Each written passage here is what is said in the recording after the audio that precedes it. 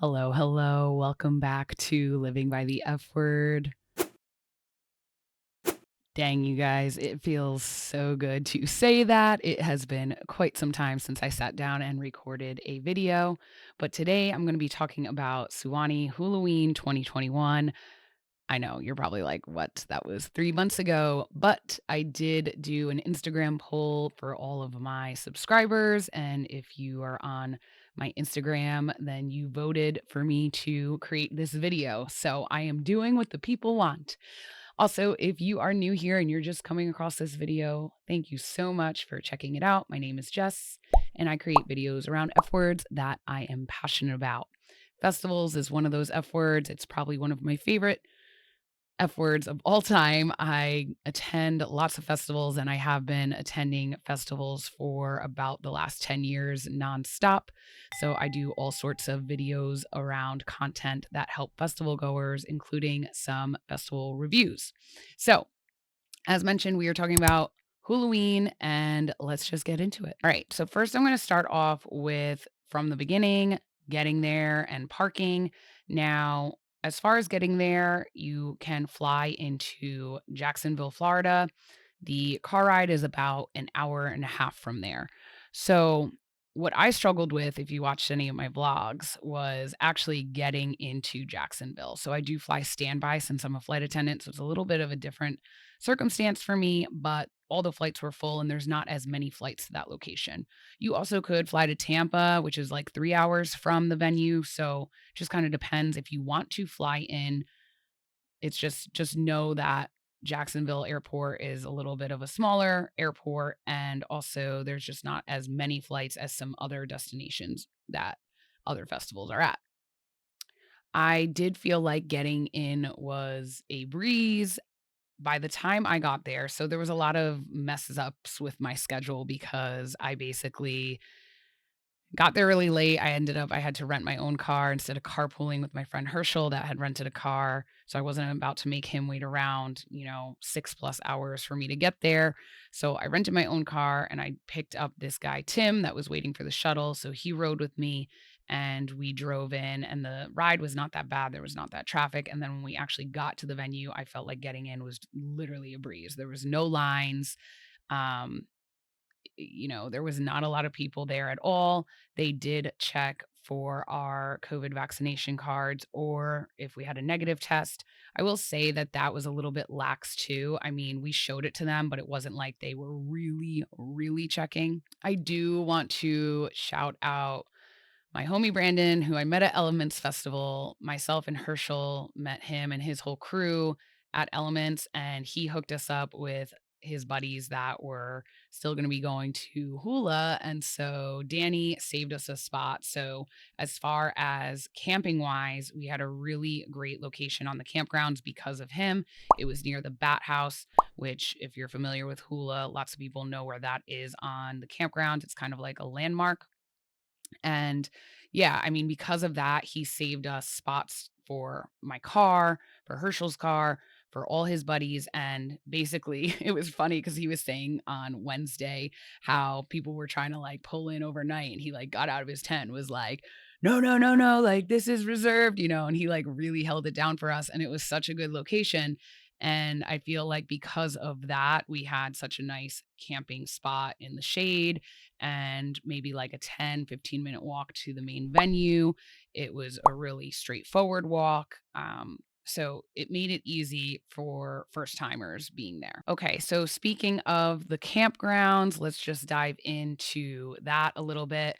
The campgrounds are massive there, and I didn't even touch all of them. I just remember driving in and also driving out. I was like, wow, there is a lot of room here to camp, and definitely lots of room for a lot of people.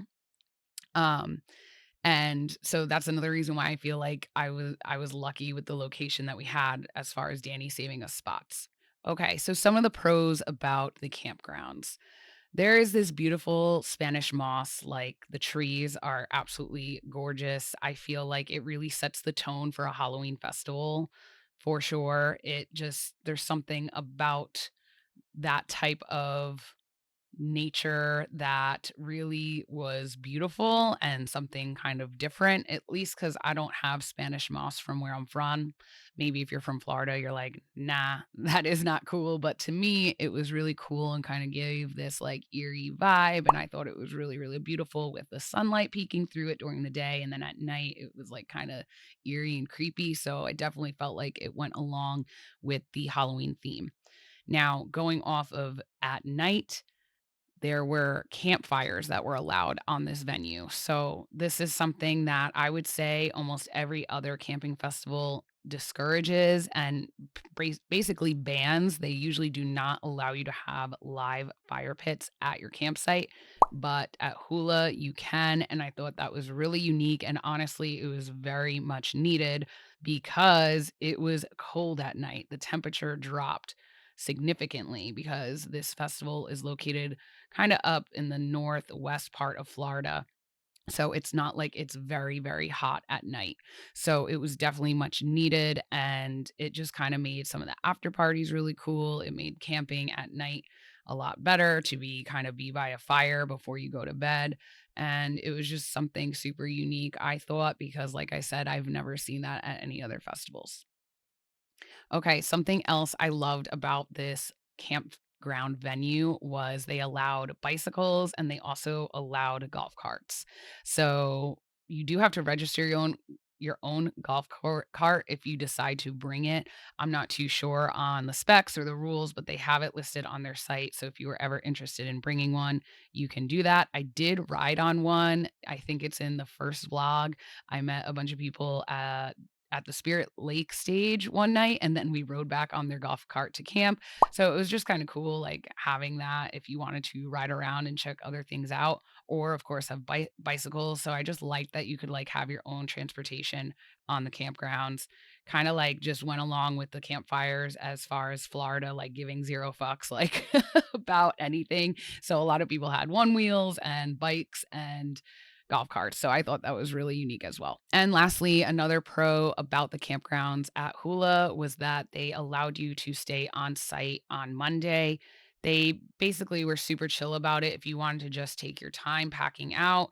They do say you need to be off the grounds by noon, but it's really not true, I don't think. So they pretty much are really lax there and they just allow you to take your time, enjoy yourself if you want to stay in camp. And pretty much, I feel like then by Tuesday, they're like, all right, get out of here or we have to charge you. Cause it is like a campground area that is usually open throughout the year.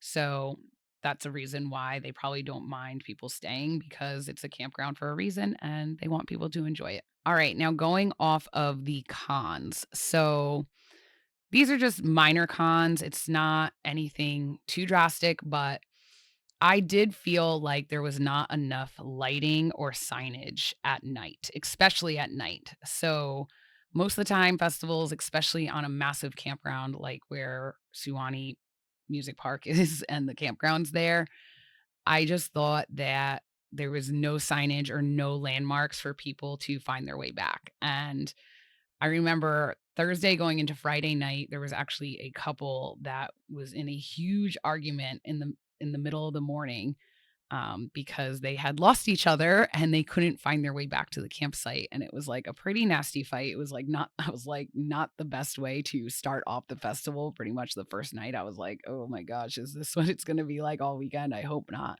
But basically, they got super spun and they couldn't find their way back. And so I just feel like if there was some sort of landmarks around certain parts of the campgrounds. They did have the campgrounds divvied up, I think like letter A, B, C, D, whatever. They divvy up the campgrounds, but if they had something to kind of help people and guide them back, it may have been a little bit better. On the flip side of that, as far as lighting, I think that's what gives it that eerie, creepy Halloween festival. I mean, it was pitch black, you guys. The only thing that was lit up were people's campfires, or if people themselves were lit up, or if they had their golf carts lit up. So, I mean, it kind of did give it like vibes similar to, in my opinion, Burning Man. There's no lights anywhere unless you light it up. So, I did like that. But back again to kinda safety and, like, making sure people, like, are safe and know where they're going, there could have been a little bit more lighting, in my opinion, at least especially from when you first exit the festival grounds back into the campgrounds. Maybe that could have been lit up a little bit better. And the other con I had about the actual campgrounds were there was no centralized place to get food. So there was food within the festival grounds, of course, and then there was food right before you got to the festival grounds, but that was a pretty decent walk depending on where you were in the campgrounds. Now, like I said, I didn't explore the campgrounds too much, so I may have missed it, so don't come at me. I don't know, maybe there was a centralized place for food, but I didn't know until the last day that there was a place to get food, and it was pretty, hidden in my opinion because it was, like, in another section of the campground that I didn't know about. It was just because we were kinda exploring and roaming around that we found it. My friends told me about it, so I didn't really know about it. I just feel like most of the time there is a centralized location to get food, like food vendors at camping music festivals where everyone knows, okay, this is where the food vendors are. However, that being said, there really is no place at this campsite to do that because of the Spanish moss trees. So they're kind of limited as far as where they could build, in my opinion. But I feel like they could probably figure something out if they really wanted to, or at least have like more signs as far as where you could get food. All right, so let's dive into the actual festival grounds where I was very, very happy first off the bat to say that Dance Safe was there. So, dancesafe.org. They are a nonprofit that focuses on harm reduction. And it's very rare that you see harm reduction companies on site at festivals in the United States, especially because of the Rape Act. So I was very happy to see Dance Safe there. They had condoms, they had earplugs, they were drug testing on site, which is always so safe for people that choose to use. So I was very happy that they were there. I also loved that the festival grounds were small enough to get around, but there was no sound bleed, how they had the stages set up. And it was just really easy to get around. It's definitely a smaller scale venue as far as the actual festival grounds and the actual festival attendance. So that was really nice. I always enjoy that because I feel like sometimes with the mega festivals, it really can be a little overwhelming when you're trying to make your way around and get to different places. And there's so many people, and it takes a lot of time to get there. Now, as far as the stages and the production, there were about 5 stages. So when you first walked in, you kind of had off to the left the Spirit Lake area, which had a small Spirit Lake stage. And then there also was a smaller stage called the Campground. So they were 2 smaller stages kind of put on opposite ends of this area. And this was an area that had a lot of large scale art and the actual lake that was there. And they had a light show on the lake. And I'll get into all the art and stuff in a little bit. The other stages, once you kept walking in, right on your left, there was the amphitheater, which was exactly what you would think. It was kind of like stairs kind of descending down into a stage surrounded by trees, which was the amphitheater. And then if you walked a little bit further, off to the left, you would have your main vendor area where there was a lot of food vendors and fashion vendors. And then beyond that, you had the 2 main stages. So you had the hollows and you also had the meadows. So those 2 main stages were never going off at the same time. They alternated because it was basically the same shared field. So there was no way that they could ever have 2 performances going on at the same time because there would be a lot of sound bleed. So I thought that was kind of cool how they had 2 main stages to move people around, but, you know, it was kind of one big area, if that makes sense. So ideally, there was really only like 3 main areas for music, if that makes sense, even though there was 5 stages. But I did think that as far as like the stage design, I thought the meadows and the hollows, I thought they would have been like a little bit done up a little bit more than they were. But the Spirit Lake area, of course, was absolutely incredible. There was so much amazing art to see there, lots of good visuals, lots of large scale art for you to climb, play with, ride on, lots of things like that. Lots of fire going off. I just loved that they had the fire elements there. It was much needed at night, like I said, because it was really cold. All right, yeah. So going off of the art, let's just talk about that a little bit. Spirit Lake area was where a lot of the art was. They really didn't have a lot of art outside of that area. They did have live painting on the right-hand side of the area. Um, where the main stages were. Basically, it was the meadows one day. There was like a lot of live painting going on during String Cheese's set. But other than that, they didn't really have that much art. They did have the hula letters over by that stage as well. But most of the art was focused within the Spirit Lake area. And there was so much great art there. I can't remember all of it. So I'm just going to read it off on my notes here. But basically, oh yeah, you had the Frick Frack Blackjack. So they are a traveling blackjack company. You've seen them at Electric Forest. You've probably seen them at other larger scale venues and festivals. And they are a really fun company that you can play blackjack and you can kind of just bid whatever you want. There was some guy that was wagering a potato when I was there. It's just like so much fun. So I really like that. They did have a art gallery maze, which was really fun to look at and walk around. They had the Uncle Charlie's Red Hot Cock Rooster, which actually was a large scale art piece at Burning Man 2018. And I think it got modified to ride on. I bet you that was some feedback that the artist received that year. So super cool to see artists that take large scale art to Burning Man and travel with it to other festivals so other people can have that opportunity to play with it. I really loved that. We also had the Ferryman and the Wizard and a lot of other amazing art. So just want to shout out all the artists and their team because there was a lot of great art there. As far as the music, so much new music for me, you guys. I really was like kind of on a discovery mode there. There was so many jam bands I had never seen before that I really took the time to go and see. And there was some really good electronic acts that I saw as well that I have never seen. I do feel like this lineup, there were a lot of artists I have seen at a lot of other festivals, especially that I had already seen at Elements and that I was going to be seeing at EDCO after that. So I mean, I did stick to a lot of jam bands. If you watch my vlogs, you will see that. But I mean, you know that I love dance music and you know that I love also live music. So this was like a really great lineup for me in that regard. I don't think that there was any set that like totally wowed me, if that makes sense. Like there was no set that I was like, wow, I will always remember this, with the exception of String Cheese on Saturday night. I felt like I will always remember Tiny Dancer. That closing was absolutely phenomenal. I mean, that definitely was the best festival moment for me of 2021.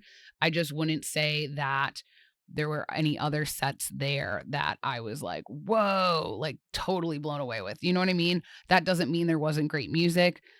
I just feel like it was more of like a discovery festival for me as far as going to check out new music, trying to see new artists. And when you don't actually know the music and you're enjoying it, but you actually don't know it, that's where those like memorable sets come into play, I think. So maybe that's why that was like that for me, but the music was spot on. There was a lot of great artists and I'm very happy to have seen lots of new music that I probably wouldn't see anywhere else. As far as the food and the vendors. So there was a big area that had a lot of clothing vendors. I finally got to meet the team behind Spun Glasses. Shout out Spun Glasses. I love that company, you guys. I have been supporting them for years and years and years, and they are pretty much the only festival eyewear that I wear, with the exception of some tinted glasses that I sometimes wear. But for the most part, I am always wearing Spun Glasses, and I got to meet them and they gave me a few pairs. So that was just an amazing experience to finally like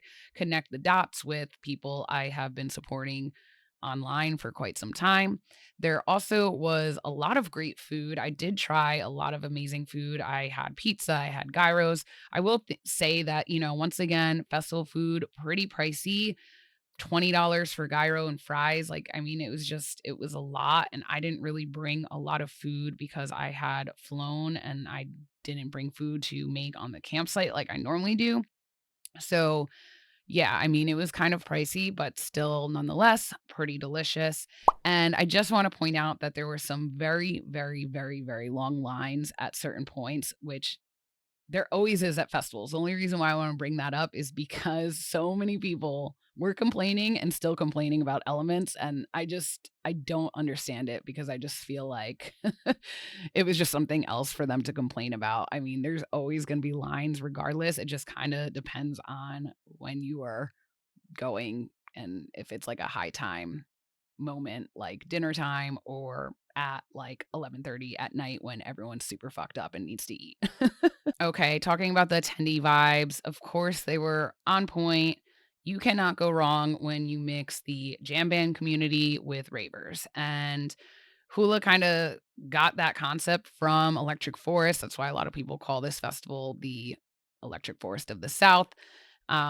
You just can't really go wrong because those 2 types of energies, they're very different, but they're also blended so well now that people know that that works, and Electric Forest was the first one to kind of blend these 2 communities together, and it worked, and then Hula followed, like, 2 years later, and so I just feel like you can't go wrong. Everyone's nice, everyone's happy, everyone is very fun and carefree.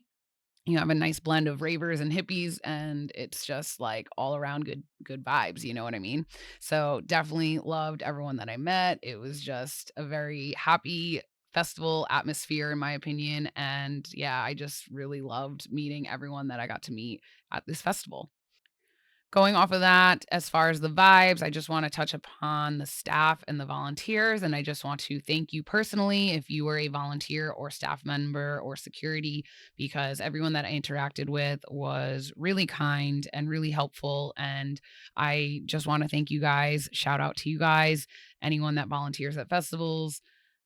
They're there for some type of ticket exchange. Some people might be getting paid, but for the most part, lots of them are volunteering their time so that they can have some type of exchange in return. So it's not always easy when you are volunteering. And I just want to thank you guys for being so kind. All right. And let's just close it out with the price and my overall experience. So, price I felt like was pretty good for a 4-day festival. I think that I mean, I bought my tickets when they went on sale. I knew it was gonna sell out, and it did sell out pretty much a day later.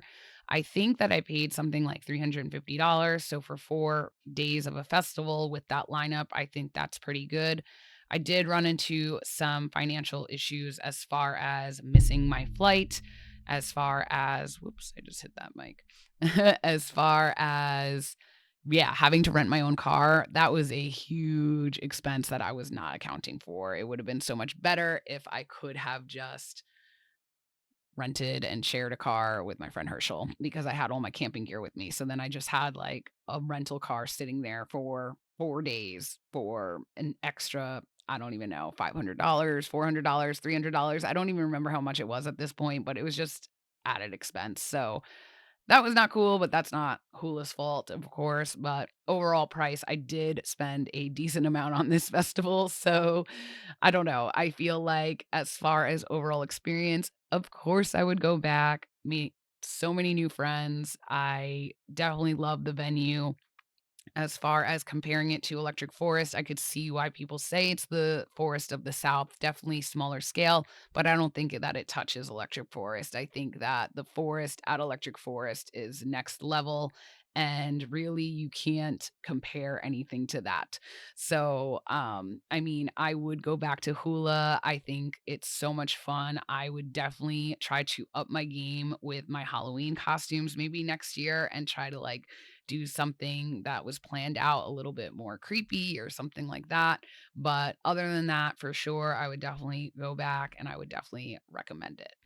That's it for this video. I do want to thank you and please like this video if you enjoyed it and you found it helpful. And don't forget to subscribe if you are already not part of the F Word Lover community here on Living by the F Word. Thank you guys so much for tuning in and watching. I love you guys, and I will see you in the next video.